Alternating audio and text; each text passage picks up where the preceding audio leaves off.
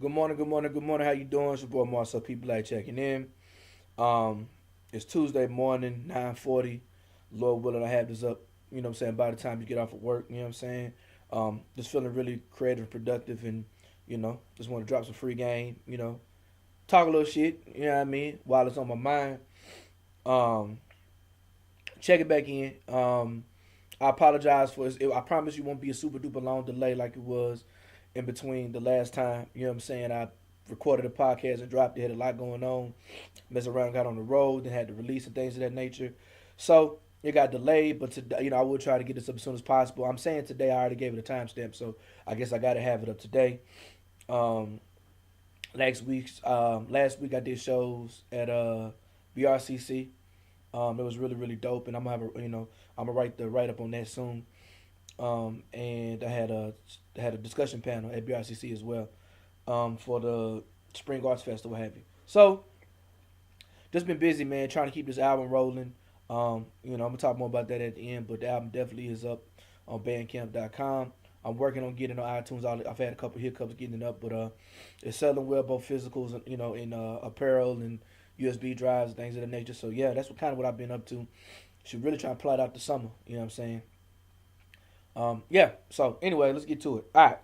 So today I want to talk about. I got my notes right here. I want to talk about the four negative attitudes that rappers need to get rid of. The four negative attitudes that hold rappers back. You know what I'm saying?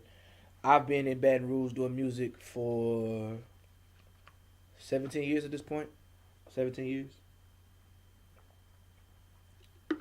I've seen the Rovers roll up in ribbons. I've seen them repo, resold, redriven. I've heard a lot of things. I've seen a lot of things. I've experienced a lot of things. I've done a lot of things. So a lot of these things I've seen, I've done, I've heard. Myself.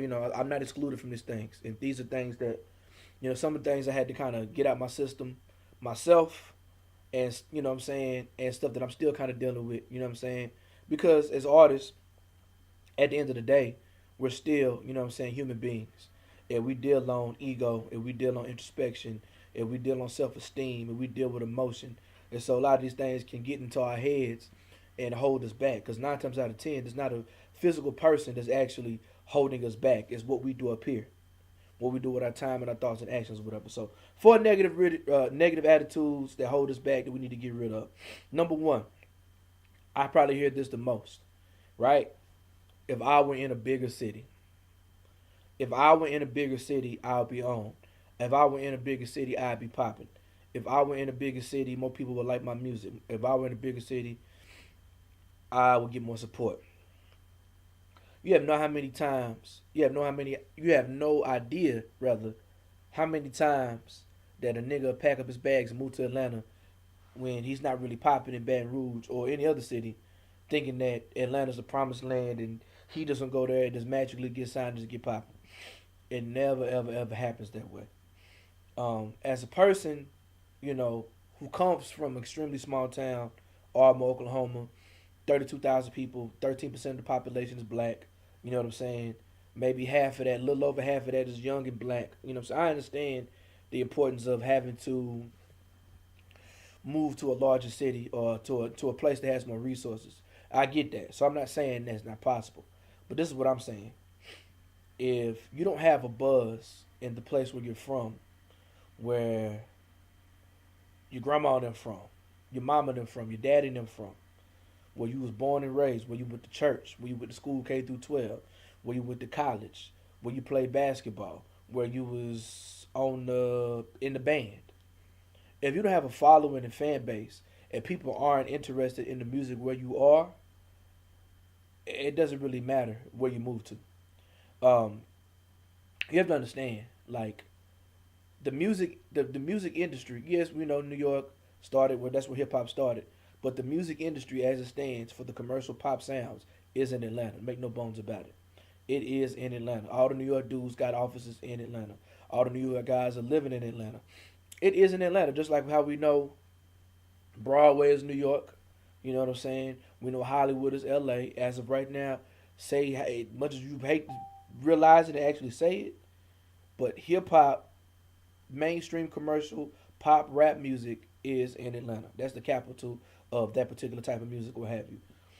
So niggas got money out there. Niggas got buzzes. Niggas got dope money. Niggas got connections. If you don't have any of that, and you're coming from a smaller market like Baton Rouge or a smaller market like Jackson, I see people talk about this in Memphis or wherever, and you move to these cities and you don't really have anything, you're competing already with the other million niggas in that city trying to do the exact same thing, who are born and raised in Atlanta, who have connections in Atlanta, who got money in Atlanta.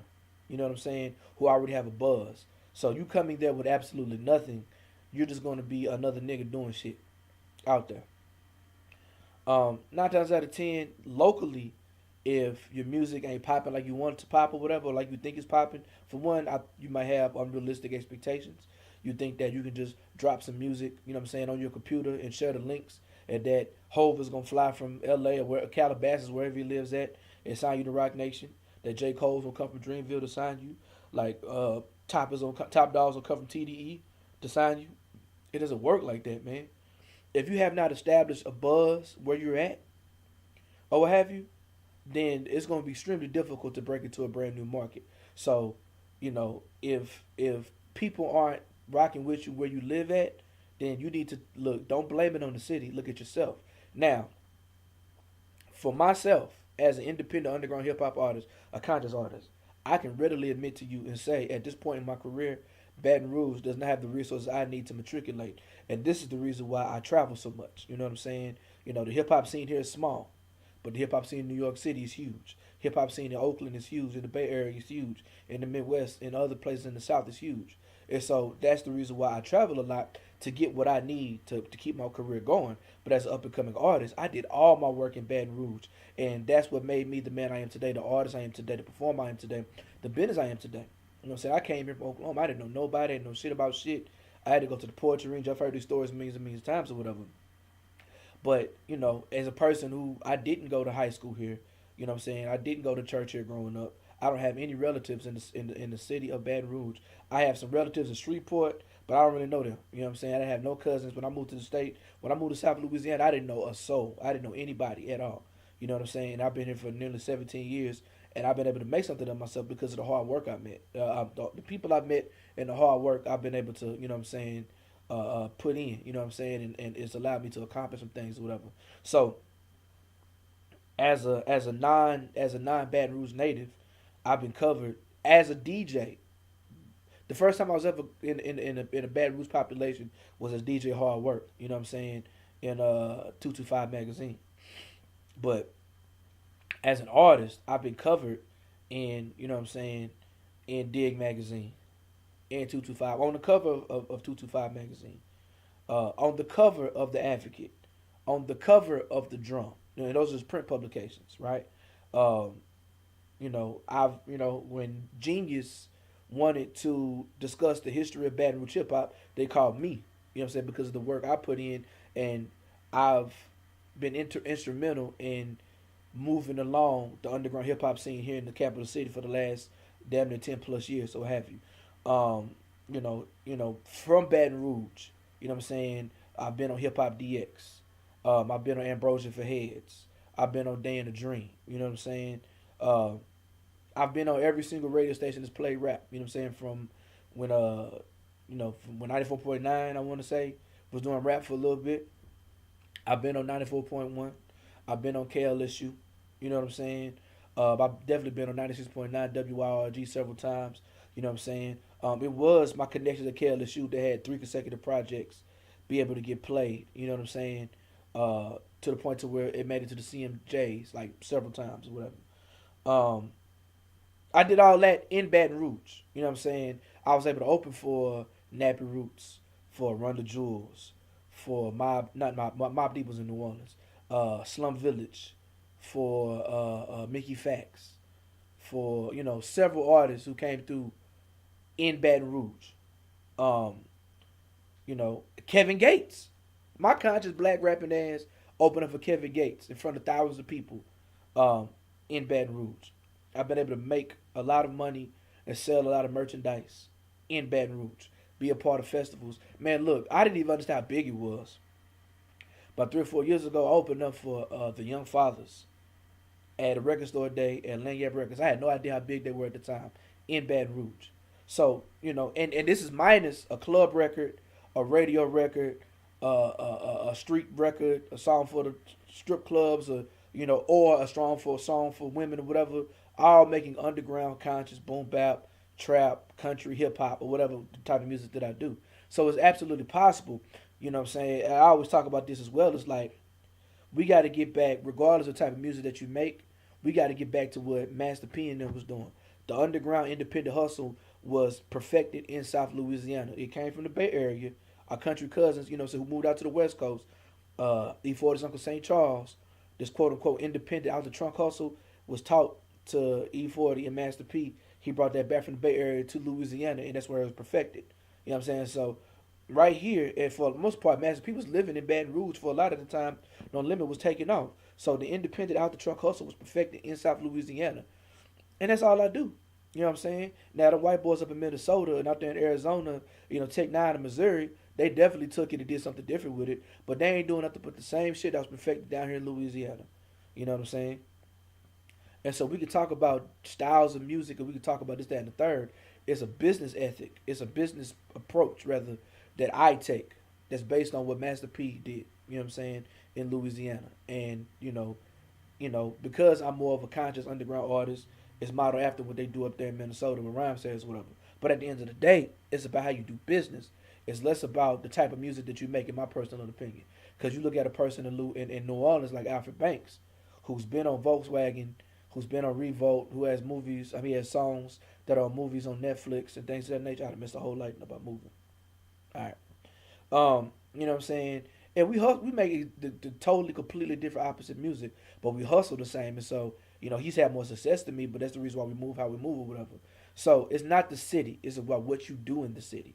It's about are you creating a buzz in the city. It's about are you creating a fan base in the city. What's going to happen is if you pop it so much in your city, you're going to get a call from New Orleans. You're going to get a call from Jackson. You're going to get a call. People are going to take notice.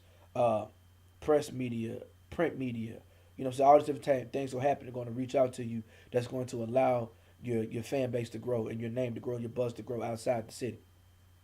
So you need to look internally. Don't blame it on the city. And honestly, for me, none of the shit that's here for Baton Rouge was here when I started. So I created the shit. And I always say the beauty of having an open field where ain't nothing there is the room to create. So I was able to create my own lane, and I've been very, very good in my own lane because I just did what the fuck I wanted to do because wasn't nobody there to stop me. You know what I'm saying? So the absence of what you need just gives you more room to create what you need and what you want or what have you. So if you move to a bigger city, you're not popping, it don't really fucking matter. You need to get popping where you're at and then look to build out. Because if you do the work, this should happen. Number two, I got to make what people want to hear. I got to make what people want to hear. That's an attitude that always holds people back. Because what happens is, if you are a particular type of artist or what have you, and, especially in Baton Rouge, you know what I'm saying? And I did too. When I first started out, I was doing the conscious underground stuff or whatever. And, I was kind of discouraged or whatever in terms of, the speed at which some of the music was going or whatever. And so I made a record called Fat Boy Fresh. And it was a good record. I was still spitting. You know what I'm saying? Just this is when I was, I had dreads and I was young before I was married with kids and I was still kind of living that college party life. And I made a record about, you know what I'm saying, being a fat nigga, being fresh, living the college party life. You know what I'm saying? And people liked the record, but and I could probably do it now because I have a fan base that kind of just rocks with every single thing that I do or whatever. But it wasn't what people wanted. It wasn't that I dropped By Any Means of Jigga City Blues till I realized that that's what people needed from me or whatever. You know what I'm saying? So for me, my whole thing is make music that people really like. Like, make something that's so fucking dope that they enjoy listening to it because you can't really depend on the trends and the waves or whatever. So that's the reason why I've been able to do, go from a Cry Freedom to a Trap Pop to a, Hallelujah to Principles and Standards because people believe in Marcel P. Black and what I do artistically, and they enjoy my music regardless if it fits in the current wave or whatever. So I see people who this is what I see all the time. I see a young talented MC doing the hip hop stuff, but he or she never really figures out how to properly work their music. You know what I'm saying? They just kind of throw it up online and hope that people are gonna like the shit or whatever, and it doesn't work. You know what I'm saying? And so they think, okay, well, let me maybe people want to hear. So you a hip hop dude, or you a this type of person, but now you singing over auto tune. Now you what am I trying to say? You trying to do panda rap, or you trying to do jig music, and now you're switching your whole style up. And people can tell, man. People can tell when they force fed. Cause honestly, bro, I like Boosie. I like Gates. Well, I don't fuck with Gates as an individual, but I can't deny that he has great music. I think Young Boy's another person where individual I really like his music, but I think what he does is good. I like Future. I like there's a lot of stuff that a lot of people don't understand that I do like, even though I don't make the type of music. I like this shit or whatever, but I understand we don't need another one of them. I think I'm a firm believer in hip hop culture, and I'm really really staunchly for what I call cultural intention. And regardless of the type of art that you make, your intent comes through whenever you make the art. You know what I'm saying, in terms of like what were you trying to accomplish by saying this, by doing this, by putting this record out or whatever. So I'm a firm believer in, and that's the reason why I do what I do as a facilitator. That's the reason why I'm always preaching to these kids. I try to teach people, because what happens is you start making the music and you're not making no money. Now you want to quit. I learned early how to monetize my music, so therefore I'd have to make nothing I didn't want to make money. You know what I'm saying? I made the art I wanted to make, and I did got my hustle on. You know what I'm saying? To step to my business acumen, and that's what allowed me to make money for my raps. Whatever I get to sell my stuff and get publishing royalties, to get different consultations, to get to travel and things of that nature. You know what I'm saying? And get paid for music or whatever. So instead of making music that you think they want to hear, make some music that's so fucking undeniably dope that they want to listen for. You know what I'm saying? Like we can definitely talk ourselves out the game by thinking what we're making like isn't good enough, and that people don't like it, and this, that, and the third. 9 times out of 10, when it happens, it's because you didn't make what you thought was dope. I listen to a lot of hip hop, and my music, as original as I am, is very reflective of the hip hop that I love, or what have you. You know what I'm saying? When it's time for me to rap, I'm in the booth. I got my artist hat on. You know what I'm saying? I'm writing from the heart. I'm writing from the soul. I'm saying exactly what I want to say, very, very intentionally, so you understand what you understand I'm trying to come across. Because my music all has a message, it has a theme, it has a concept every single time I rhyme something. When it's time for me to put my business hat on, I flip that bit back. You know what I'm saying? And now it's time to be creative and building a fan base and doing proper marketing, doing proper promotion, all this stuff. You can go back, listen to other podcasts. I talk about all this other stuff, but putting the work in, setting up the tours, making connections, the collaborations, the booking listening parties, and all these other different things, PR runs, and the different types of digital content, and merchandise and things that I need to do. That's two different things, two different sides of me. So you got Marcel, people like the artist. You got Brian Marcel Williams. You know what I'm saying? Who does all this booking? I'm a one man label. I design my own T-shirts, all the other type of stuff or whatever. But they never really mix until it's time to get paid, and that's when the money's getting in my hand. I've never made a record in my life to make money, but I've conducted music. I've conducted business with my music to definitely make money, and there's a difference. It's very nuanced, and sometimes it's an extremely thin line. But I always try to make sure that I'm making music that's pure from the soul, and that's why I encourage every single artist to do. So don't worry about making what motherfuckers want to hear, cause you gotta understand this, man. Baton Rouge is 250,000 people, right? The biggest club in the city is Bella Noche, probably holds 2,000 people. There's 7.7 billion people on the planet. You know what I'm saying? Like I remember, like my eyes being open when I went to Phoenix, Arizona. We don't think about Phoenix, Arizona, as it pertains to hip hop. You know what I'm saying? But Phoenix, Arizona has fucking 4 million people. We don't think about Raleigh, North Carolina when we think about hip hop, but what I'm saying, the Triangle has like 1.5 million people. You understand what I'm saying? So it's very, very, very, very, very important. You know what I'm saying? That we, oh snap, okay, bet that up. It's very, very, very important that we understand that hip hop is a global culture. Underground hip hop is a global culture, just like hip hop. Mainstream hip hop is $1 billion industry. Underground independent hip hop is $1 million industry. A lot of people are making a lot of money. I ain't saying everybody gotta be a boom bap underground conscious rapper. What I'm saying is, there's more than one way to skin a cat, and there's a huge in between a person just doing their first show of Fade to Flow and Jay Z. You know what I'm saying? Oh, here we go. I messed up the lighting again. My bad, my bad. Let's get it back right. Boom. There we go. All right. So at the end of the day, man, like go find a way to hustle your shit correctly. Find a way to, market yourself and promote yourself in a different way and actually do the tangible work.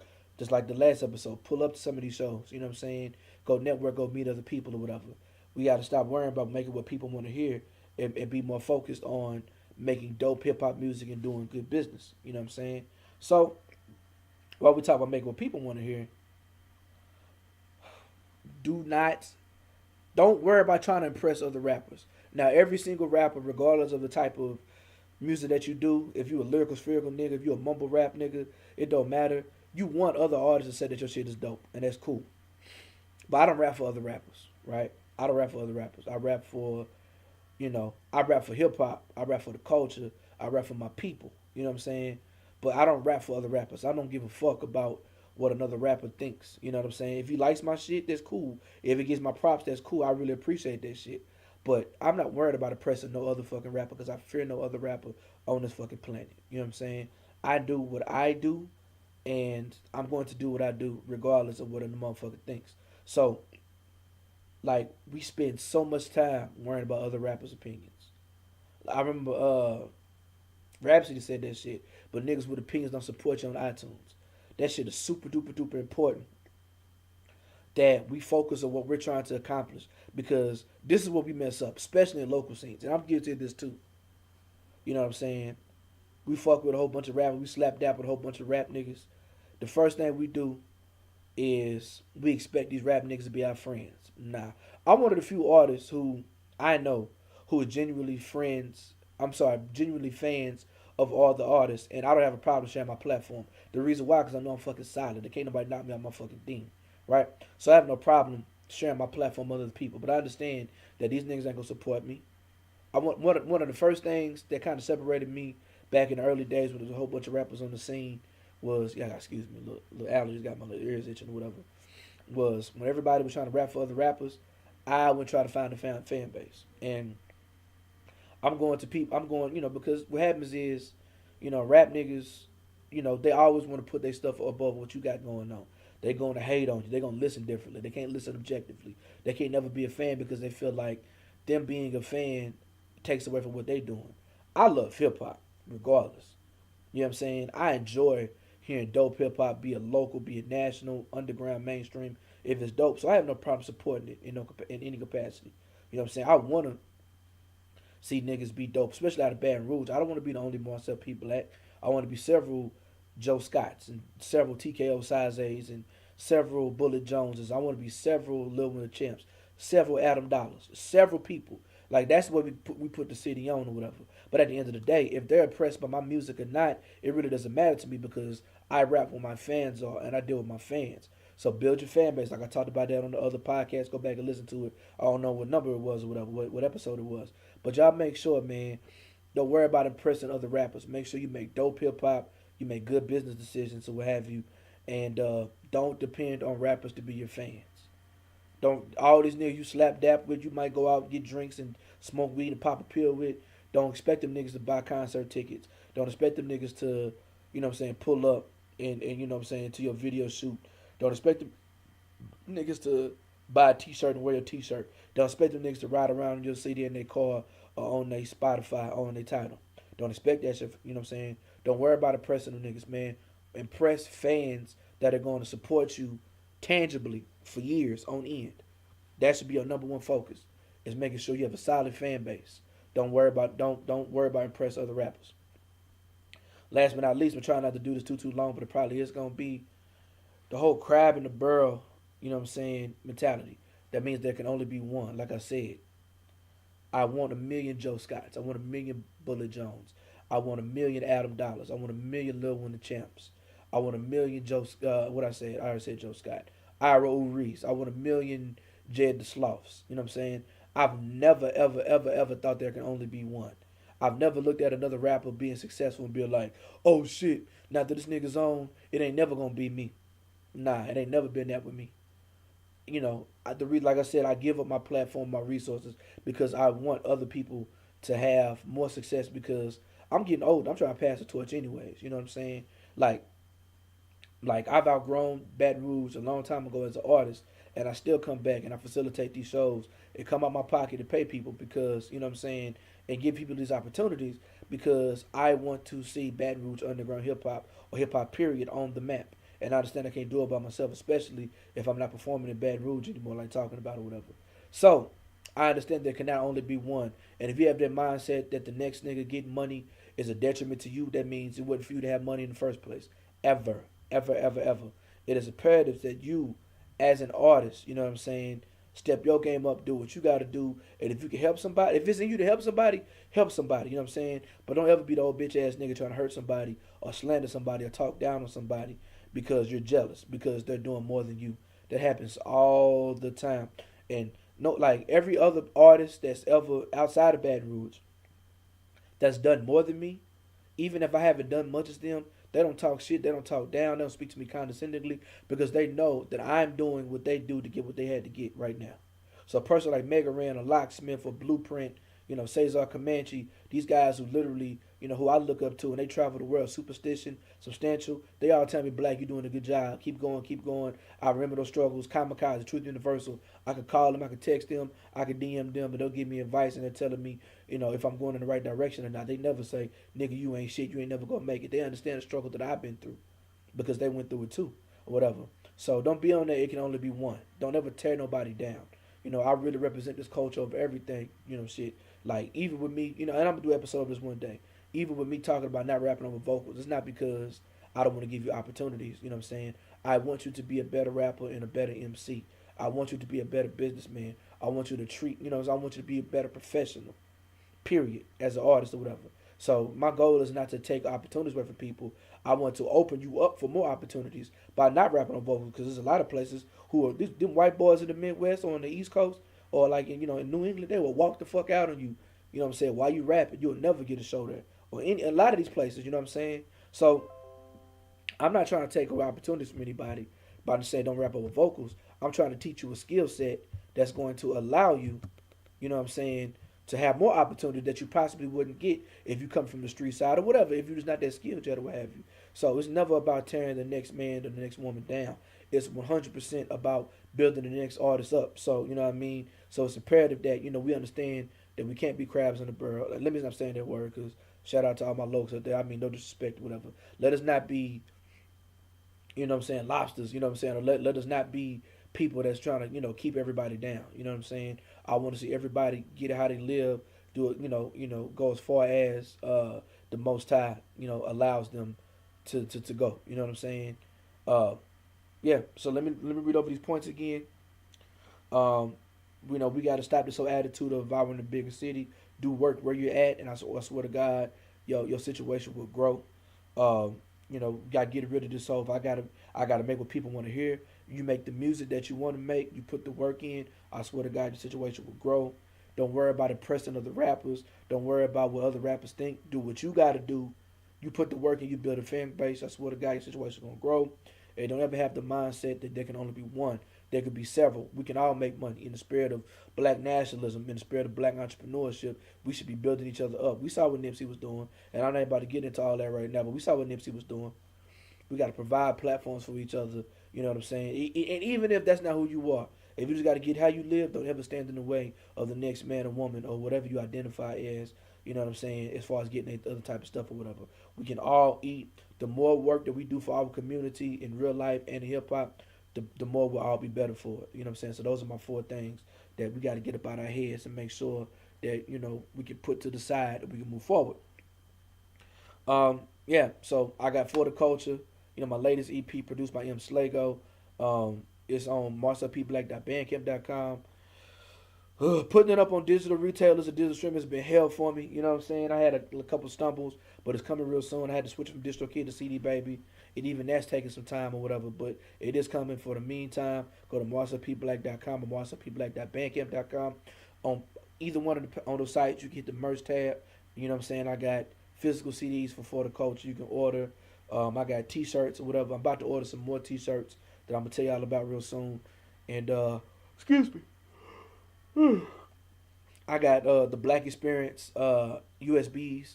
It's all 11 of my projects, 3 full albums, 8 EPs, 5 music videos, and I got singles that's not on albums on there for $20. You can order that or just find me in person, see me at a merch table, and I'll slang it to you.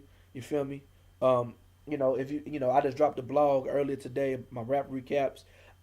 I've always been a really, really good writer. I enjoy writing; it's therapeutic to me. So y'all go check out my rap recaps, man. I'm gonna try to write a recap over every single show I do in the year of 2019. It's gonna be difficult. I'm already one, two, three shows behind. I'm trying to get caught up. So that probably means I'm gonna probably be writing and dropping one every day this week, so I can get caught up because I'm about to go on a whole bunch of shows, and it's gonna be difficult. You know what I'm saying, for me to keep up and remember every single thing in detail. So I'm gonna try to write every single day. Y'all check them out, man. And like I said, go to marcelpblack.com. You can check out, you know what I'm saying, everything I write, everything I post, marcelpblack.com. You know what I'm saying? For all my vloggers out there, you can watch this podcast, youtube.com/Maroon Music 1. All my streamers out there, I know people like to, while they cutting grass or they driving or washing dishes or something or whatever, you can stream the podcast at mixcloud.com. /Black Thoughts Radio, all one word. And yeah, I appreciate all your support. As you know, Marcel P. Black on all social medias, Instagram, Facebook, Twitter, marcelpblack.com, marcelpblack.bandcamp.com. What I got coming up next? This weekend, I'll be making my return to Lafayette. I can't wait to write about that shit or whatever. I'm making my return to Lafayette after the bitch ass niggas, the racist motherfuckers hated on me, and I couldn't get my show last time because my song fucked down to Trump. I'm cutting up this particular rip, and then after that, it's Greensboro, North Carolina on April 26th, Roanoke, Virginia on April 27th, and the Nine Pillars Festival on April 28th in Charlottesville, Virginia. Whew. I talked myself tired. But yeah, so I'm going to get on down. I got a couple things I need to do. You know what I'm saying? I need to go to the gym and other stuff to get ready for work. But yeah, I appreciate y'all, man. And look, if you got any feedback, you got any questions. I got to say this too, man. Y'all make sure y'all check out my bro Big Lowe's vlog rather, Ill Coffee. He's a tech guy, so his shit is way better than mine. I ran before like 35 minutes. He gets so much more accomplished than I do in like 7 or 8 minutes. So y'all make sure y'all go to check out his Big Low. I think it's Big Low TV on hip hop or whatever. Yeah, Big Low Hip Hop TV. I'm sorry for messing it up, Low. I just don't remember at this point or whatever. But anyways, Ill Coffee is like I learned some shit about how to like budget your tour and stuff like that. Like so, y'all go watch his podcast, his vlog or whatever. It's really, really, really dope. So y'all go check that out for sure. If you're trying to get you some free game or whatever. But yeah, I'm gone. All I'm a hobby, freedom.